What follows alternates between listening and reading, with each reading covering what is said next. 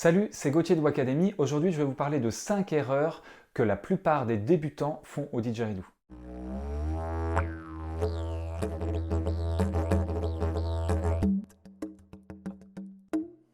La première erreur, c'est d'apprendre à jouer de côté. Alors, on peut jouer soit de face, soit de côté. J'ai même plus un très joli son de côté. Le jeu de côté et le jeu de face, j'ai fait toute une vidéo là-dessus pour vraiment vous encourager à jouer de face. C'est trop bête d'apprendre à jouer de côté. Ça va être un peu plus facile, peut-être, c'est même pas sûr, pour certaines personnes. Mais en fait, c'est un peu des leurs, ça. Je vous laisse voir la vidéo qui vous parle de jouer de côté ou jouer de face. Mais de manière générale, retenez que si vous jouez de face, vous partirez sur de bonnes bases. Une autre erreur très commune, c'est de démarrer le son du didgeridoo en soufflant super fort, en y allant un peu en mode bourrin. Pardonnez-moi l'expression, mais c'est quand même un peu le cas. D'essayer de démarrer comme ça.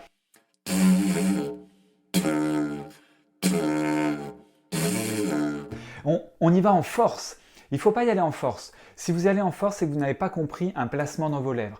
Il faut démarrer tout doucement. C'est-à-dire que, au lieu de faire comme ça, ouais, vraiment, je souffle fort, très concrètement dans mon corps. C'est comme si je criais fort. Il faut juste faire tout doucement, tranquillement.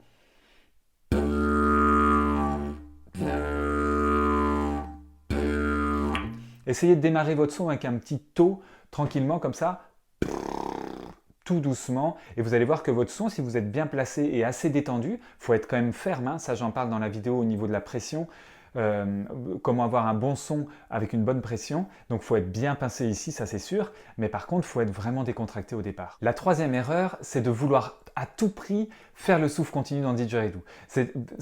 On connaît tous ça quand on débute le didgeridoo, c'est le souffle continu qui est en ligne de mire, on a absolument envie de l'apprendre.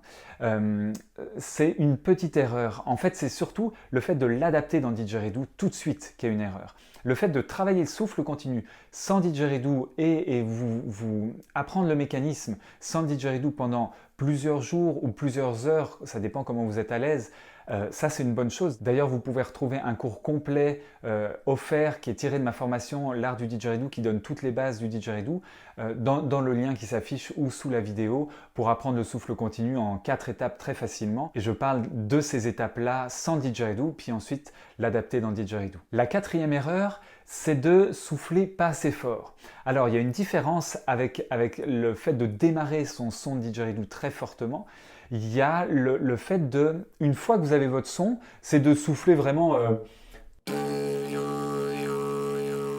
C'est ce que j'appelle souffler en mode canapé. J'en parle aussi dans la vidéo de la pression. Je crois que j'en parle. Ça fait longtemps que je l'ai faite celle-là, donc je ne me rappelle plus exactement. Mais c'est ce que j'appelle, oui, une pression. Vraiment, on pourrait se dire, vous êtes comme ça, quoi. Vous êtes en mode je soufflote, je souffle pour la détente. Mais bien sûr qu'on souffle pour se détendre, mais ce qu'il faut comprendre, c'est que le didgeridoo, c'est un instrument en basse. C'est la note de base du didgeridoo, c'est vraiment dans les basses. Donc si je peux prendre une image, le didgeridoo, ça serait plus un instrument yin dans le son. C'est-à-dire que c'est plus en basse, c'est plein de rondeur, c'est vraiment proche de la terre. Si vous ne prenez pas une posture yang, une posture droite, et que vous n'ayez pas la force en vous de souffler vraiment de manière dynamique, on doit sentir que ça fuse.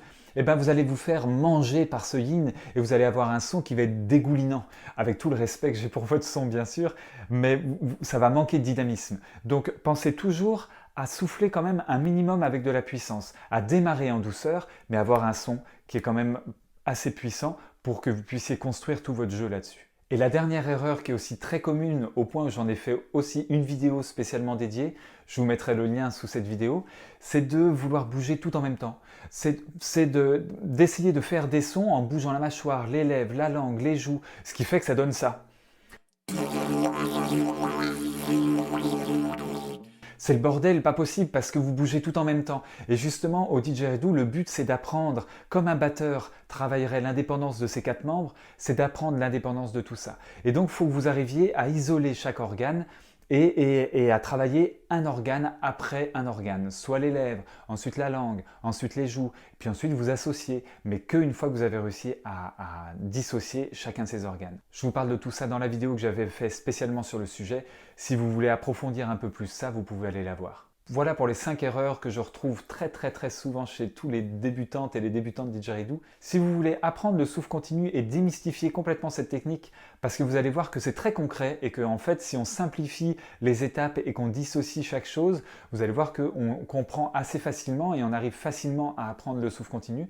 C'est ce que j'ai fait dans ma formation L'Art du Didgeridoo et je vous offre, j'ai tiré 7 vidéos de toute cette formation-là qui comporte plus de 140 vidéos. Et ces 7 vidéos-là vont vous parler du souffle continu. Donc vous allez pouvoir apprendre et comprendre en 4 étapes facilement comment maîtriser le souffle continu. J'ai aussi ajouté à ces cours 7 vidéos que vous recevrez chaque jour dans lesquelles je vous parlerai de certaines difficultés ou pour vous guider un peu plus dans l'apprentissage du didgeridoo, pour faire vos premiers pas parce que c'est un instrument qui est quand même assez peu ou mal connu, il n'y a pas beaucoup de profs et donc je me dis que c'est toujours une belle opportunité de vous accompagner au moins pendant 7 jours pour que vous puissiez un peu plus comprendre comment fonctionne cet instrument. Je vous dis à bientôt sur Wacademy. Salut!